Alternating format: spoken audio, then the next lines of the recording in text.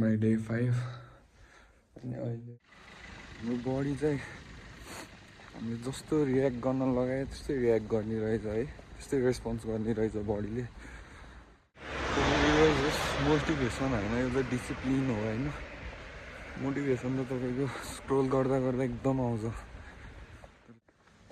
Time is real money guys, अनि nothing is better than this coolness, freshness in the morning, right?